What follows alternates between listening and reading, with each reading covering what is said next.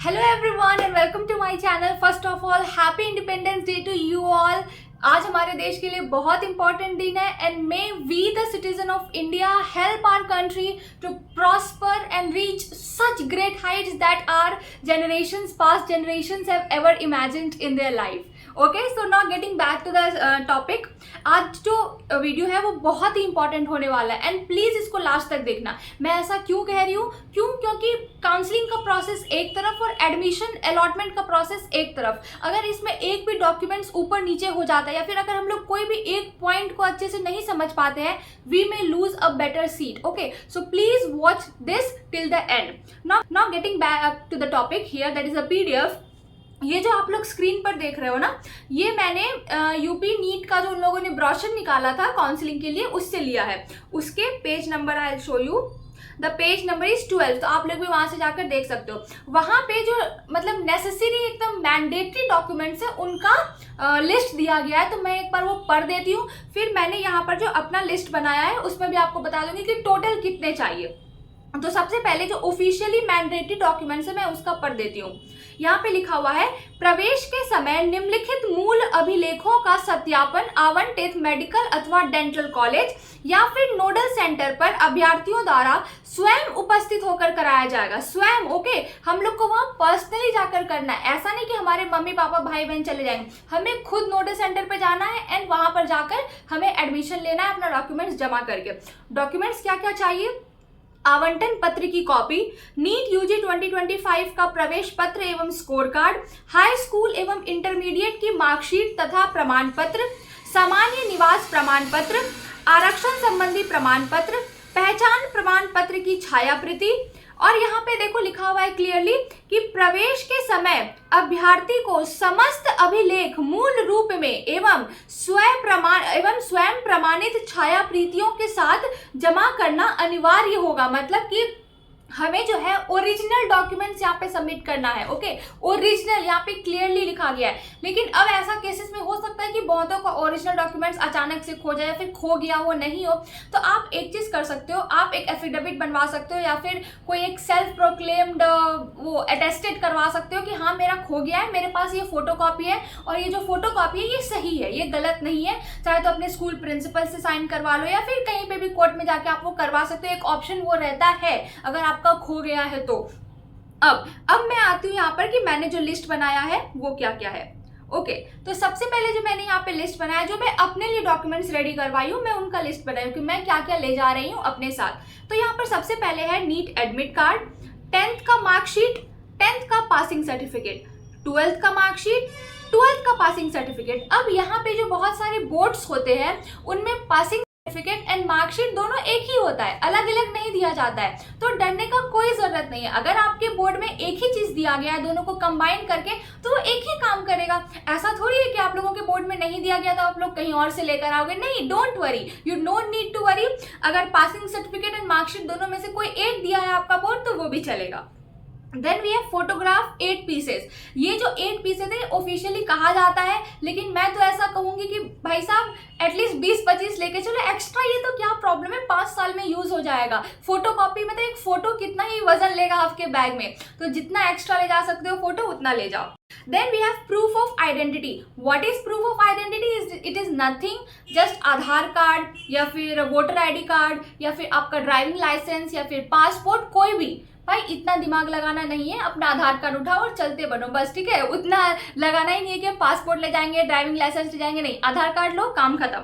Then we have category certificate. Category certificate generally जो है ये गवर्नमेंट में नेसेसरी होता है। अगर आप प्राइवेट में ले रहे हो तो हमारे लिए तो कैटेगरी का कोई रिजर्वेशन नहीं है, तो हमारे लिए उतना इंपॉर्टेंट या मैंडेटरी नहीं होता है। लेकिन अगर आपके पास है तो आप लोग उसको ले जाओ, क्या प्रॉब्लम है भाई, ये एक पेज है। और जो लोग माइनॉरिटी कॉलेजेस में एडमिशन ले रहे हैं, ध्यान से सुनना, जो लोग माइनॉरिटी कॉलेज में एडमिशन ले रहे हैं ऑन माइनॉरिटी सीट्स, तो उनके लिए अपना रिलीजन या फिर कास्ट का सर्टिफिकेट होना बहुत इंपॉर्टेंट होता है। अगर आप जैन माइनॉरिटी कॉलेज में एडमिशन ले रहे हो तो आपके पास वो होना चाहिए कि आप जैन हो, वो सर्टिफिकेट होना चाहिए। अगर आप मुस्लिम माइनॉरिटी में ले रहे हो तो आपके पास मुस्लिम का वो होना चाहिए सर्टिफिकेट जो है। ओके बाकी के लिए उतना नेसेसरी नहीं है, लेकिन अगर आपके पास है तो वो लेते चलो। Then we have allotment letter, जो हमारा कल आया है अलॉटमेंट लेटर, हमारे जो साइट पे आया है, हमें एक लेटर मिला है कि आपको ये कॉलेज अलॉट हुआ है, उसका प्रिंट आउट हमें ले जाना है। Then here we have school leaving certificate, transfer certificate and migration certificate. ये तीनों में कंफ्यूज नहीं होना है। 12th में जब हम लोगों ने पास किया था तो चाहे तो हमें स्कूल मिला होगा या फिर हमें माइग्रेशन मिला होगा, ट्रांसफर, ऐसा कुछ भी मिला होगा। इन तीनों में से जो भी मिला होगा वो अपने साथ ले चलो। लेकिन अगर जो लोग किसी और कोर्सेज में ऑलरेडी इनरोल्ड हो चुके हैं 12th के बाद, अगर बीएससी में इनरोल्ड कर चुके हो, बीटेक में या फिर किसी भी कोर्सेज में आप इनरोल्ड कर चुके हो, लेकिन अब आप एमबीबीएस करना चाहते हो, तो उसमें आपको ट्रांसफर एंड माइग्रेशन सर्टिफिकेट अपने उस कॉलेज से नेसेसरी होगा। यहाँ पे एक और ग्लिच है, यहाँ पे सुनने का कोशिश करना। एंड ग्लिच से याद आया, कल मेरे वीडियो में थोड़ा सा वॉइस का मतलब ग्लिच हो गया था, तो उसके लिए आई एम एक्सट्रीमली सॉरी। मुझे नहीं पता था एक्चुअली, मैं वो वॉल्यूम को बंद करना भूल गई थी। सो आप लोगों ने फिर भी वीडियो देखा, उसके लिए thank you so much, and मैं आज से ध्यान रखूंगी। तो वापस से इसमें आते हैं कि यहाँ पे ग्लिच क्या है कि अगर आपने अपने पूरे काउंसलिंग के जर्नी में ये कहीं पे भी मेंशन नहीं किया है कि मैं किसी कोर्स में एनरोल थी, तब तो कोई प्रॉब्लम नहीं है, ठीक है, तब तो ओके। लेकिन अगर आप लोगों ने कहीं मेंशन कर दिया है कि हाँ मैं बीएससी में इनरोल थी या फिर मैं नर्सिंग कर रही थी, तो फिर आप लोगों को transfer certificate and migration certificate कहीं ना कहीं से क्या, आप जिस भी कॉलेज में या यूनिवर्सिटी में एनरोल्ड है वहां से बनवाना पड़ेगा। ये बहुत इंपॉर्टेंट है, ठीक है, तो यहाँ पे ध्यान रखो, कैसे भी करो लेकिन ये बनवाओ। Then we have domicile certificate. वही चीज़ है कि जो लोग हम लोग जैसे यूपी में ले रहे हैं या फिर कहीं पे भी ले रहे हैं प्राइवेट सेक्शन में, तो वहाँ पे डोमिसाइल उतना इंपॉर्टेंट नहीं होता है। क्यों? क्योंकि हमारा कोई डोमिसाइल कोटा नहीं है, सब लोग ओपन सीट से जा रहे हैं। लेकिन फिर भी अगर आपके पास है तो आप लेकर जाओ। और जो गवर्नमेंट में ले रहे हैं तो उनके लिए तो domicile and caste certificate is the basic thing, मतलब सबसे ज़्यादा जो इंपॉर्टेंट है वो दोनों के लिए वही चीज़ है। Then we have gap certificate. अब गैप सर्टिफिकेट क्या है? गैप सर्टिफिकेट कुछ नहीं, अगर मान लो आप लोग 2023 में 12th पास आउट कर चुके हो या फिर 2024 में 12th पास आउट कर चुके हो, तो यहाँ पे हम लोगों को क्या है, हम लोगों को कोर्ट जाना है। वहां पर चाहे तो 10 रुपीज का स्टैम्प पेपर या फिर 100 रुपीज का stamp paper and non judicial stamp paper लेना है। और उसमें हमें बस एक फॉर्मेट रहता है। अब ये फॉर्मेट कहाँ से मिलेगा? मैंने कुछ समय पहले एक वीडियो डाला था अपने caste certificate and gap certificate के ऊपर अलग से, आप उस वीडियो में जाओ, उसके डिस्क्रिप्शन में मैंने फॉर्मेट का लिंक दिया है, कास्ट का भी दिया है, सॉरी कैरेक्टर सर्टिफिकेट का भी दिया है एंड गैप सर्टिफिकेट का भी दिया है। तो आप लोग वहां से वो फॉर्मेट ले सकते हो, कुछ नहीं कराना है आपको, स्टैम्प पेपर पे बस वो फॉर्मेट प्रिंट करा देना है, अपना डिटेल्स भरना है। एंड देन कोर्ट के बाहर बहुत सारे लॉयर्स होते हैं, आपको जो भी अच्छा लगेगा आप किसी भी लॉयर से वहां पे बात कर सकते हो और वो आपका अंदर से जाके उस पर स्टैम्प लगवा देगा या जो भी प्रोसेस होता है वो कर देगा। ये सब करने में लिटरली 1 घंटा भी नहीं लगता है। ओके, मेरे पापा ने खुद बनवा के लाया तो मुझे पता है 1 घंटे से ज्यादा नहीं लगेगा। तो आप प्लीज गैप सर्टिफिकेट बनवा लो। गैप सर्टिफिकेट में दूसरा चीज वहां पर आपसे ये पूछेगा कि आपका कितने समय के लिए गैप था, तो वहां पे आप लोग क्या फिल करोगे। फॉर एग्जांपल मैं बताती हूँ कि अगर आप लोगों ने 2024 में 12th पास किया है तो 2024 से 2025 1 साल हो गया, लेकिन आप लोग तो 12th पास किए हो मार्च में, तो 1 साल प्लस मार्च के बाद अप्रैल, मई, जून, जुलाई, अगस्त और सितंबर का भी मान लो, तो आप लोग वहां पे लिख देना फॉर 1 year 6 months। ओके, उसी तरह जो 2023 में किए हैं तो वो लिख देंगे 2 years 6 months। तो वहां पे गैप सर्टिफिकेट आप लोगों को वहां पे मेंशन करना होगा कि कितने समय के लिए। फिर हम लोग आते हैं रिजल्ट एंड रैंक लेटर। जो हम लोग नीट पास किए तो जो हम लोगों का 2 महीना पहले जो रिजल्ट आया था उसका हम लोगों को प्रिंट आउट निकलवाना है। Then we have date of birth certificate. Date of birth certificate में फिर से यहाँ पे सुनना, डेट ऑफ बर्थ सर्टिफिकेट जो है अगर जिनके पास नहीं है अभी, तो उन लोगों वो लोग क्या कर सकते हैं, तो आप लोग अपना जो है 10th का पासिंग सर्टिफिकेट या फिर 10th का मार्कशीट में चेक करो। अगर 10th के पासिंग सर्टिफिकेट या फिर मार्कशीट में डेट ऑफ बर्थ आपका मेंशन्ड है तो आप लोगों को अलग से डेट ऑफ बर्थ सर्टिफिकेट की जरूरत नहीं है। क्यों? क्योंकि 10th का जो मार्कशीट या फिर पासिंग सर्टिफिकेट होता है ना, तो वो बेसिकली लाइफ भर एक डेट ऑफ बर्थ सर्टिफिकेट की तरह ही काम करता है। अगर आप लोगों का वहां पे मेंशन है तो आप लोगों को जरूरत नहीं है, लेकिन अगर आप लोगों का वहां पे मेंशन नहीं है तो आप लोगों को date of birth certificate necessary हो जाएगा। Then we have NEET registration page and then character certificate. Character certificate में भी मैं बोलना चाहूँगी कि कैरेक्टर सर्टिफिकेट जो हम लोगों को स्कूल से मिला था ना 12th पास करने पे, तो उसकी जो वैलिडिटी होती है वो सिर्फ 6 मंथ्स तक होती है। 6 मंथ्स के बाद उसकी वैलिडिटी खत्म हो जाती है। तो जो लोग भी ड्रॉपर्स हैं उनका तो कैरेक्टर सर्टिफिकेट का वैलिडिटी खत्म हो चुका है, तो हमें इस कैरेक्टर सर्टिफिकेट को रिन्यू कराना पड़ता है। अब हम लोग उसे रिन्यू कैसे कराएंगे? इसमें कुछ नहीं करना है, एक A4 साइज का पेपर लेना है। इसमें वो कोट वाला का कोई चक्कर नहीं है, स्टैम्प पेपर का कोई चक्कर नहीं है। एक नॉर्मल व्हाइट A4 साइज का पेपर लो, वही फॉर्मेट जो मैं अपने डिस्क्रिप्शन में डाल चुकी हूँ उस वीडियो में, आप वो फॉर्मेट उसमें प्रिंट करा लो, अपने डिटेल्स फिलअप कर लो और किसी भी गैजेटेड ऑफिसर का साइन या फिर स्टैम्प ले लो एंड दैट्स ऑल। इसमें भी 1 घंटा लगेगा बस। और गैजेटेड ऑफिसर कौन है? गैजेटेड ऑफिसर जो है वो आपके नियर बाय के जो भी गवर्नमेंट हॉस्पिटल में काम करने वाले MBBS डॉक्टर हो, या फिर किसी गवर्नमेंट स्कूल या फिर कॉलेज के प्रिंसिपल हो, या फिर अगर आप लोग किसी पंचायती राज सिस्टम के अंतर्गत रहते हो तो वहाँ के मुखिया, सरपंच, जिला परिषद, ऐसा किसी से भी हो जाएगा। ओके, तो ये इतना सिंपल है। आप चाहे तो आप जिस स्कूल से पास आउट किए हो वहां भी जा सकते हो, अपने प्रिंसिपल को रिक्वेस्ट कर सकते हो कि प्लीज यहाँ पे साइन या स्टैम्प कर दो, तो वो भी चलेगा। It's literally that simple. ये हो गया। अब यहाँ पे आती हूँ मैं कि बहुत लोग बोलेंगे कि यार मेरी तो जो एडमिट कार्ड थी या फिर मेरी जो कॉन्फर्मेशन पेज थी अब तो मुझे वो मिल ही नहीं रही है, मैं कहाँ से लाऊं? कोई टेंशन वाली बात नहीं है, मैं दिखाती हूँ कहाँ से लाना है। 1 मिनट, कहाँ गया? ये देखो, आप लोगों को कुछ नहीं करना है, आप लोगों को फिर से कौन से साइट पे जाना है? neetnta.nic.in, जहां से हम लोग शुरू में स्टार्ट किए थे, उस साइट पे जाओ। वो साइट पे आप जाओगे ना तो नीचे नीचे नीचे नीचे आओगे, यहाँ पर देखो ये चीज खुला हुआ होगा, वहां पे ये 4 टैब बने हुए हैं। एक लिखा है नीट यूजी 2025 रिजल्ट, दूसरा लिखा है download NEET UG 2025 admit card and last में लिखा है download NEET UG 2025 confirmation page. आपको ये तीनों चीज अपना वहां पे जो एप्लीकेशन नंबर है वो डाल के, आपको पासवर्ड डाल के वहां पे ये तीनों चीज मिल जाएगा, आप लोग वहां से प्रिंट आउट करा लो। It's literally that simple. Okay, तो टेंशन लेने वाली बात नहीं है। और एडमिट कार्ड जो है उसमें हमें फर्स्ट पेज बस चाहिए, आप पूरा भी प्रिंट आउट करवा रहे कोई दिक्कत नहीं है, लेकिन हमें चाहिए होता है सिर्फ फर्स्ट पेज, वो सेकंड पेज नहीं। वो सेकंड पेज जहां पे हम लोगों ने बड़ा पोस्ट कार्ड साइज वाला फोटो चिपकाया था ना, वो वाला पेज हमें नहीं चाहिए होता है, सिर्फ फर्स्ट पेज चाहिए होता है। ओके, ये तो हो गया बात। अब मैं दूसरी चीज पर आती हूँ कि जैसे देखो, जैसे अभी हमें कॉलेज अलॉट हो चुका है तो हर कॉलेज के वेबसाइट पे ना एक ऐसा वहां पे लिखा हुआ होगा कि एडमिशन के दौरान हमें क्या क्या चाहिए। हालांकि जो नेसेसरी मैंडेटरी डॉक्यूमेंट्स होते हैं वो UPDJME ने बता दिया, जो मैंने आपको लिस्ट में दिया, लेकिन बहुत सारे जो कॉलेजेस होते हैं वो लोग कुछ एक्स्ट्रा डॉक्यूमेंट्स मांग लेते हैं। तो आपको जो भी कॉलेज अलॉट हुआ है आप उसके वेबसाइट पर जाओ और वहाँ पे चेक करो कि ऐसा कुछ दिया हुआ होगा। फॉर एग्जाम्पल, मुझे अजय संगल अलॉट हुआ है तो मैं उसकी वेबसाइट पे गई और मैं वहां पर जाके देखी कि मुझे क्या क्या डॉक्यूमेंट्स चाहिए। आप देखो, जैसे कि मुझे एक एक्स्ट्रा यहाँ पे डॉक्यूमेंट्स ये लोग मान चुके हैं कि मुझे एक एनवेलप चाहिए विद अ पोस्टेज स्टैम्प। उसी तरह हो सकता है कि आपके कॉलेज में भी कुछ एक्स्ट्रा डॉक्यूमेंट्स मांग लियो।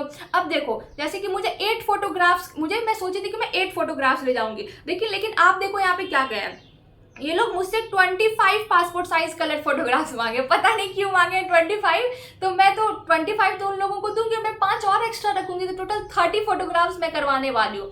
तो इसलिए आप लोग भी प्लीज, आपको जो कॉलेज अलॉट हुआ है आप लोग वहां उसके वेबसाइट पर जाओ और देखो कि क्या क्या लिखा हुआ है। और यहीं पर आप लोगों को DD के बारे में भी पता चल जाएगा कि DD क्या है, कितना फीस देना है। जैसे कि यहाँ पर देखो, यहाँ पे मुझे लिखा हुआ है कि मुझे किसको देना है।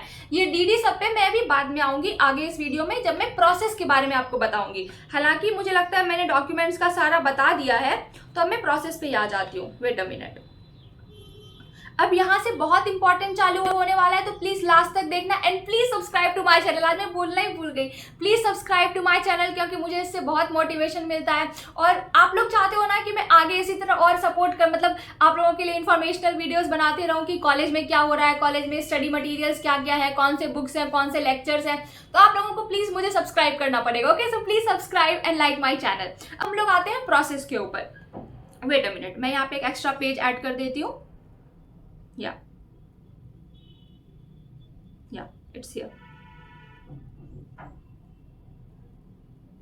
ओके, अब हम लोग यहाँ पे बात करते हैं कि एडमिशन का प्रोसेस क्या क्या है। यहाँ से प्लीज ध्यान से समझने का कोशिश करना। ओके, देखो, सबसे पहले हमारा रिजल्ट आ गया कल, अब हमारे पास चाहे तो दो ऑप्शन है, चाहे तो हमें कॉलेज अलॉट हो गया है या फिर हमें कॉलेज अलॉट नहीं हुआ है।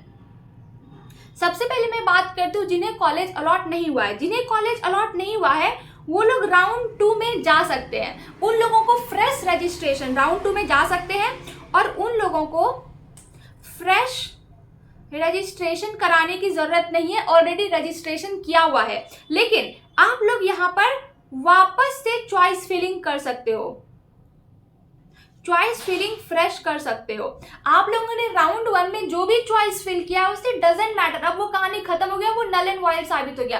आप लोगों को राउंड 2 में वापस से फ्रेश चॉइस फिलिंग करना पड़ेगा। और मैं तो यही कहूंगी कि जो लोग राउंड 2 के लिए जा रहे हैं, आप लोग जनरली मैक्सिमम अपने बजट का हर पॉसिबल कॉलेज भरो, ठीक है, रिस्क मत लो, यू नेवर नो कि कौन सा कॉलेज मिल जाए। Okay, so go for every college that is possible in your budget. चलो ये तो हो गया नॉट अलाउड का, मतलब नॉट अलॉटेड का। और यहाँ पे हाँ, अब बहुत लोग ये सोच रहे हैं कि मुझे तो राउंड में कॉलेज अलॉट नहीं हुआ तो अब मेरी सिक्योरिटी फी का क्या होगा। तो नो प्रॉब्लम, अगर आप लोगों को कॉलेज अलॉट नहीं हुआ है आपका सिक्योरिटी फी आपको मिल जाएगा, डोंट वरी। लेकिन फिर यहाँ पे लोग ये भी बोलेंगे कि मान लो कि मैं राउंड 2 में जाता हूँ और मुझे राउंड 2 में भी जो है वो कॉलेज अलॉट नहीं होता है, तब मेरी सिक्योरिटी फी का क्या होगा। डोंट वरी, आपको कॉलेज अलॉट नहीं हो रहा है, ये गवर्नमेंट का प्रॉब्लम है, आपको फिर भी आपका सिक्योरिटी फी जो है वो वापस हो जाएगा। ओके, तो टेंशन मत लो, आप लोग यहाँ पे राउंड 2 में जा सकते हो। अब हम लोग यहाँ पर आते हैं जिन्हें कॉलेज अलॉट हो चुका है, जिनकी कल अलॉटमेंट आ चुकी है। अब उनके पास जो है टोटल 2 ऑप्शन बचते हैं। क्या क्या ऑप्शन बचते हैं? चाहे तो मैं अपने कॉलेज से हैप्पी हूं, चाहे तो मैं अपने कॉलेज से हैप्पी नहीं हूं। अब दोनों केस में क्या क्या होगा ये देखो। मान लो कि मैं हैप्पी हूं अपने कॉलेज से, मुझे जो कॉलेज मिला मैं उससे संतुष्ट हूँ, मुझे ज्यादा मगजमारी नहीं करना है, मैं इसी कॉलेज में पढ़ूंगी 5.5 साल तक, मैंने डिसाइड कर लिया। मतलब मैं नहीं, मतलब कि आप लोगों ने डिसाइड कर लिया, जिनको जो भी अपने कॉलेज से हैप्पी है। तो वो लोग क्या करेंगे, वो लोग एडमिशन करा लेंगे। एडमिशन कब कराएंगे? हमारा जो एडमिशन है वो 18 से शुरू हो रहा है 26 तक, 25 एक बार चेक कर लेना, कंफर्म कर लेना, 18 से शुरू हो रहा है। ओके, तो हम लोग एडमिशन यहाँ पर करा लेंगे। अब आप लोग बोलो कि एडमिशन कैसे कराएं, कहाँ कराएं? तो आप लोगों को जो अलॉटमेंट लेटर आया है ना, आप लोगों को जो अलॉटमेंट लेटर आया है उसमें मेंशन्ड होगा नोडल सेंटर। आप लोगों को अपना एडमिशन इस नोडल सेंटर पे जाकर कराना है। ओके, तो अब आप लोग बहुत सारे यहाँ पे डाउट लाओगे कि लेकिन ये नोडल सेंटर तो अलग है, मैंने जो रजिस्ट्रेशन के टाइम पे नोडल सेंटर डाला था वो तो आया ही नहीं। तो आप लोगों ने जो रजिस्ट्रेशन के टाइम पे नोडल सेंटर डाला था उसका कहानी वहीं पे खत्म हो गया। ओके, रजिस्ट्रेशन खत्म, उसका कहानी खत्म। वो था आपके डॉक्यूमेंट वेरिफिकेशन के लिए, आपका डॉक्यूमेंट वेरीफाई हो गया, आपको सीट मिल गया, बस उसका राम राम सत्य हो गया, उसको भूल जाओ। अब जो यहाँ पे नोडल सेंटर मिला है नया, आपके अलॉटमेंट लेटर में जो नोडल सेंटर लिखा गया है, हमें एडमिशन यहाँ पर जाकर कराना है। हमें एडमिशन अपने अलॉटेड कॉलेज में जाकर नहीं कराना है, ये मैं प्राइवेट के लिए बोल रही हूँ, और गवर्नमेंट के लिए भी आपका जो भी नोडल सेंटर है वहीं पर जाकर कराना है। तो अब मान लो कि मुझे अगर अजय संगल अलॉट हुआ है, तो मान लो कि मेरा नोडल सेंटर हो सकता है मेरठ, तो मैं अजय संगल अपना एडमिशन कराने नहीं जाऊंगी, मैं जाऊंगी मेरठ जहां पे मेरा नोडल सेंटर अलॉट हुआ है, और मैं वहां पर एडमिशन कराऊंगी। और अब एडमिशन कराने समय मुझे क्या क्या चाहिए, मुझे चाहिए अपना ओरिजिनल डॉक्यूमेंट, प्लस मैं अपने हर ओरिजिनल डॉक्यूमेंट का एटलीस्ट 4 से 5 फोटोकॉपी ले जाने वाली हूँ, क्योंकि मैं वहां कहाँ फोटोस्टेट का दुकान ढूंढती रहूंगी ना। आप खुद सोचो, अगर उन लोगों ने एक्स्ट्रा मांग लिया तो मैं तो ढूंढती रहूंगी फोटोस्टेट का कैफे कहाँ है, दुकान कहाँ है। इसलिए मैं पहले से ही 5 फोटोकॉपीज ले जा रही हूँ। आप लोग भी ले जाओ, यार बैग ही भारी होगा ना, क्या दिक्कत है, एक बार भारी कर लेना। तो मैं वहां पर लेकर जाऊंगी अपना original documents plus photocopy, plus मैं वहां पर लेकर जाने वाली हूँ अपने ट्यूशन फीस का डीडी। ठीक है, यहाँ पे जो अभी हम लोग एडमिशन के दौरान जो फीस देने वाले हैं वो सिर्फ ट्यूशन फीस का होगा। यूपीडीजीएमई ने जो 28 या फिर 27 जुलाई को जो वो पूरा लिस्ट निकाला था हर कॉलेज के फीस का, उसमें आपके कॉलेज का जो भी फीस मेंशन है एग्जैक्ट उसी अमाउंट का, ये नहीं कि मान लो कि 17,614 मेंशन है तो हम सिर्फ 17,600 देंगे, नहीं, आपको प्रॉपर 17,614 रुपए का डीडी बनवाना पड़ेगा बैंक में जाकर। वहां पे बैंक में बन जाते हैं, पापा मम्मी को तो पता ही होगा आप लोग का, ठीक है। तो वहां पे सिर्फ आप लोगों को ट्यूशन फीस का डीडी बनाना है, सिक्योरिटी मनी का नहीं, हॉस्टल का नहीं, मिसलेनियस का नहीं, ओनली ट्यूशन का। और ये डीडी आपको वहां पे एडमिशन के दौरान अपना जमा कर देना है। ओके, ये हुआ डीडी का बात। अब यहाँ पे बहुत लोग बोलेंगे कि तो क्या हम लोगों का जो हॉस्टल फीस है, मिसलेनियस है या फिर सिक्योरिटी मनी है वो हम लोग अभी देंगे नहीं? तो यहाँ पे फिर से एक कैच है। मैंने जितने भी सीनियर काउंसलर के वीडियोस देखे उन लोगों ने साफ साफ बोला है कि नहीं, आप लोगों को अभी नहीं देना है। क्यों? क्योंकि अगर आप लोग अपग्रेडेशन में जाते हो, मैं आगे बताऊंगी कि अपग्रेडेशन होता क्या है। अगर आप लोग अपग्रेडेशन में जाते हो तो आप लोग को अभी हॉस्टल एंड ये सब का फीस नहीं देना है। आप लोगों को नोडल सेंटर पे जाकर एडमिशन कराने के दौरान सिर्फ और सिर्फ अपना डीडी देना है, और बाकी security money, hostel and miscellaneous जो है वो आप लोगों को कॉलेज में जाके देना है। ओके, कॉलेज में। और वहां पे कॉलेज वाला बताता है कि आप लोगों को वो फीस किस फॉर्म में देना है। बहुत सारे कॉलेज उस पैसे को भी डीडी के फॉर्म में एक्सेप्ट करते हैं, बहुत लोग ऑनलाइन भी ले लेते हैं, बहुत लोग चेक भी ले लेते हैं। ओके, तो वो डिपेंड करता है कि आपका कॉलेज क्या ले रहा है, वो आपको क्या बोल रहा है। अगर आपको नोडल सेंटर पे वो लोग दबाव डालते हैं कि नहीं नहीं अपना सीट बुक करो, अभी हॉस्टल करो, तो आप लोग सोच विचार के करना। अगर आप लोग अपग्रेडेशन में जा रहे हो तो अभी करने का जरूरत नहीं है, क्योंकि रूल है ऐसा कि आप लोगों को अभी नहीं करना है। ओके, तो ये आप लोग यहाँ पे ध्यान रखना। ये तो मैंने बता दिया कि अगर आप लोग कंफर्म अलॉटमेंट ले रहे हो। अब यहाँ पे आ गया कि मैं हैप्पी नहीं हूँ, मुझे जो कॉलेज अलॉट हुआ है मैं उससे खुश नहीं हूँ। अब यहाँ पे क्या मेरे पास ऑप्शंस बचते हैं? तो मेरे पास यहाँ पर दो ऑप्शंस बचते हैं। एक हो गया फ्री एग्जिट और दूसरा हो गया अपग्रेडेशन। मेरी हैंडराइटिंग पे मत जाना, क्योंकि मैं टैब में लिख रही हूँ, टैब को ऐसे टेढ़ा करके लिख रही हूँ, तो मेरी हैंडराइटिंग बिल्कुल नहीं बन रही होगी, बस समझ जाना। तो सबसे पहले हम लोग यहाँ पे डिस्कस करते हैं कि फ्री एग्जिट क्या होता है। फ्री एग्जिट कुछ नहीं है। मान लो मुझे कोई कॉलेज अलॉट हुआ और मुझे रत्ती भर भी पसंद नहीं है, मुझे वहाँ एडमिशन ही नहीं लेना है, तो मैं क्या करूंगी? मैं फ्री एग्जिट ले लूंगी। अब यूट्यूब पे मैं इतने सारे वीडियोस देखी, जनरली लोग बोल देते हैं कि फ्री एग्जिट ले लो, लेकिन कोई ये बताते ही नहीं है कि फ्री एग्जिट लेते कैसे हैं, प्रोसेस क्या है उसका। तो मुझे ये पता चला बहुत सारे सीनियर काउंसलर के वीडियोस देखकर कि फ्री एग्जिट में आपको लिटरली कुछ भी नहीं करना है। आपको नोडल सेंटर पे नहीं जाना है, आपको कॉलेज भी नहीं जाना है, ना आपको यूपी नीट या फिर यूपी डीजीएमई का कोई वेबसाइट खोलना है, कोई भी बटन नहीं दबाना है, आपको लिटरली कुछ नहीं करना है। घर में ऐसे हाथ मोड़ के बैठ जाना है। नोडल सेंटर पे आप वहाँ जो टाइम दिया गया है एडमिशन का, वहाँ पे आप नहीं पहुंचोगे, आपको एब्सेंट मार्क कर दिया जाएगा एंड देन आप सीधा राउंड 2 में चले जाओगे। ओके, ये है फ्री एग्जिट। फ्री एग्जिट में आपको कोई बटन नहीं दबाना है, ना ही आपको नोडल सेंटर पे जाना है, ये बात क्लियर रखो। आप वहां पर नहीं जाओगे, जैसे मैम हम लोग को कैसे क्लास में एब्सेंट मार्क कर देती थी, तो यहाँ पर भी आप लोगों को नोडल सेंटर पे एब्सेंट मार्क कर दिया जाएगा और सिंपली आप राउंड 2 में चले जाओगे। अब मान लो मैंने फ्री एग्जिट ले लिया और मुझे राउंड 2 में भी नहीं जाना है, ठीक है, मुझे राउंड 2 में भी नहीं जाना है, मैं यूपी से मोह माया छोड़ चुकी हूँ, मुझे अब काउंसलिंग में नहीं बैठना है, तो कुछ नहीं, आप फ्री एग्जिट ले लिए, आप एडमिशन में गए नहीं, तो आपको ये राउंड 2 में भेजेगा। लेकिन राउंड 2 में भेजने के बाद ये क्या करेगा, ये रजिस्ट्रेशन जो है ना, ये हमारा पहला वाला ही मान्य रहता है। रजिस्ट्रेशन हम लोग को नया करने का जरूरत नहीं है, लेकिन चॉइस फिलिंग जो है वो हमें न्यू करना पड़ेगा।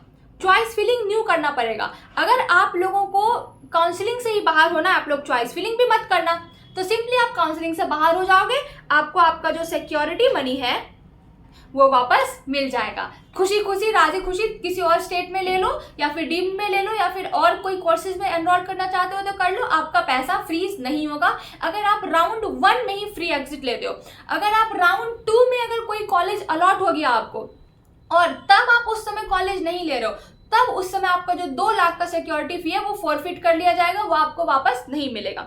ये तो मैंने किया फ्री एग्जिट का बात। अब मैंने एक बार मैं चॉइस फिलिंग के बारे में, वीडियो बहुत लंबा हो रहा है, मैं क्या करूं, कोई बात नहीं, लास्ट तक देखने का, क्योंकि आप देख रहे हो ना कि ये बहुत इंपॉर्टेंट वीडियो, में एक भी पॉइंट मिस नहीं कर सकती यहाँ पर। ओके ठीक है, तो अब हम लोग आते हैं अपग्रेडेशन पे कि अपग्रेडेशन है क्या।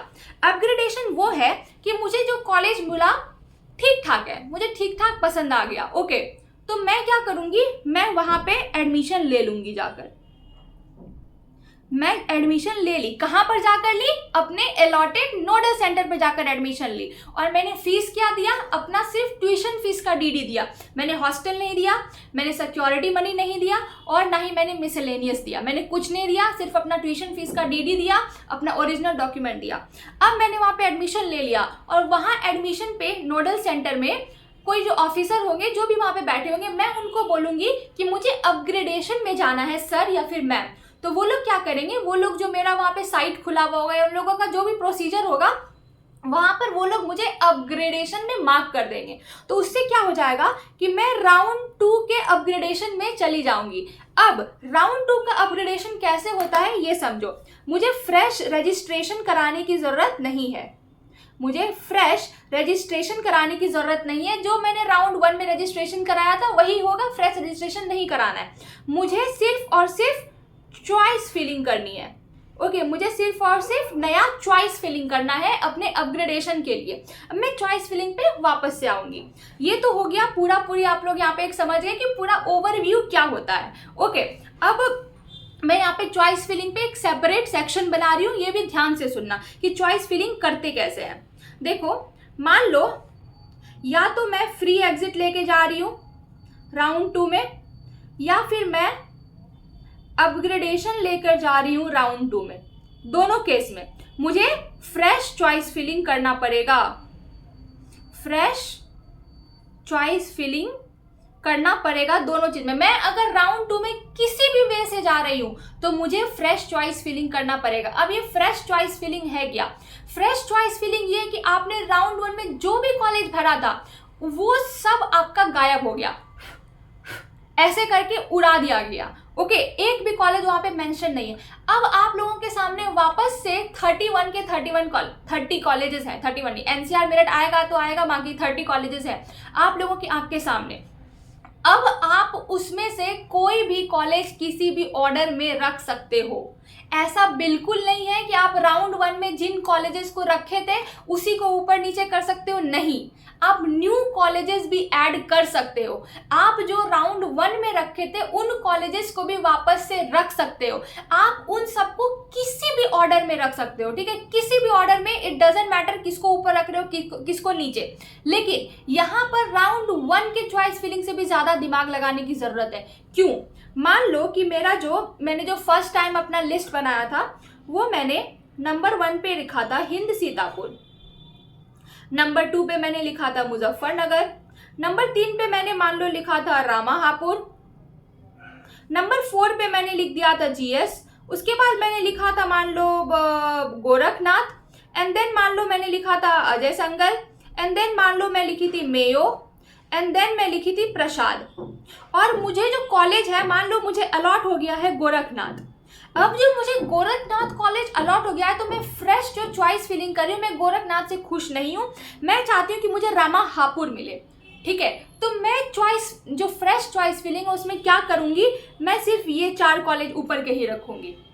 ओके, लेकिन मैं इस चारों में एक और भी रख सकती हूँ अगर मेरा मन किया तो। मान लो कि मुझे अचानक से अब पसंद आने लगा कि यार मुझे ना हेरिटेज भी पसंद आ रहा है, तो मैं यहाँ पे हेरिटेज को भी रख सकती हूँ, मैं कोई भी कॉलेज रख सकती हूँ। लेकिन यहाँ पे ध्यान ये देना कि आप इस राउंड में जो भी कॉलेज फिल कर रहे हो वो जो आपका अभी अलॉटेड कॉलेज है उससे बुरा नहीं होना चाहिए।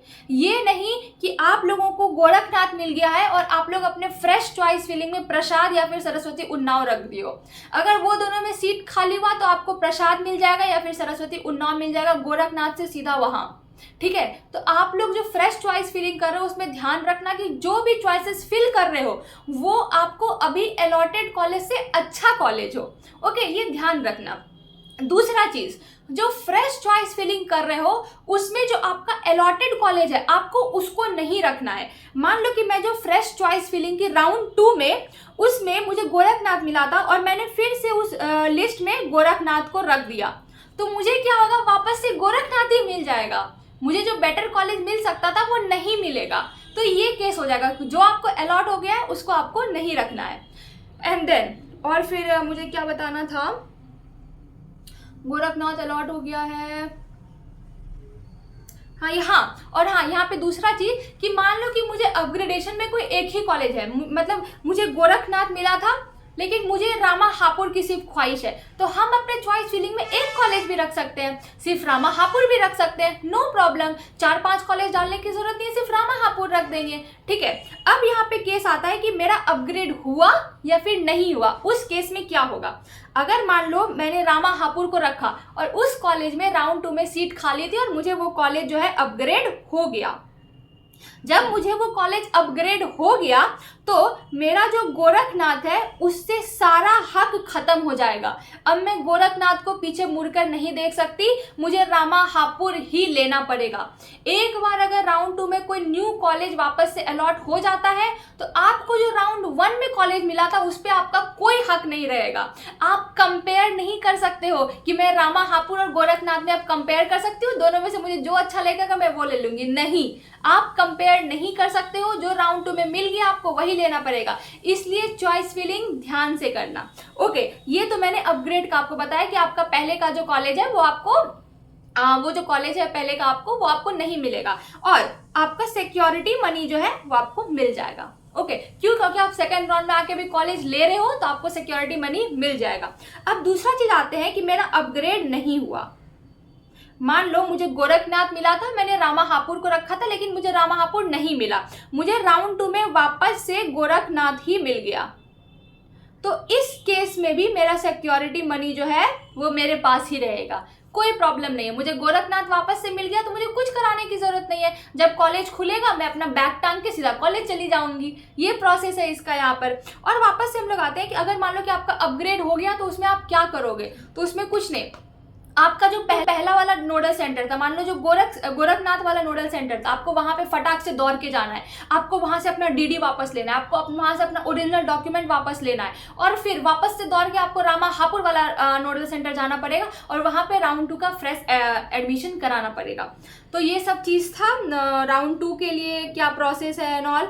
मुझे तो लगता है कि मैं सारे पॉइंट्स कवर कर चुकी हूँ, लेकिन अगर फिर भी मुझसे कोई पॉइंट जो है अगर मिस हुआ है तो आप लोग प्लीज़ कमेंट्स में मुझे बता दो, मैं डाउट वहाँ पे डालने का कोशिश करूँगी। और अगर मैं थोड़ी लेट हो जाती हूँ, क्योंकि आप लोगों को पता ही है मुझे भी एडमिशन कराना है, तभी मुझे भी बहुत सारे क्योटिक माहौल है मेरे घर में, तो अगर मैं थोड़ा लेट हो जाती हूँ आप लोगों का कमेंट्स को रिप्लाई करने में तो प्लीज़ पेशेंट रहना। ओके, और इसी तरह मुझे सपोर्ट करते रहो। Please subscribe to the channel, like the channel if you like the video. Thank you so much. Bye bye.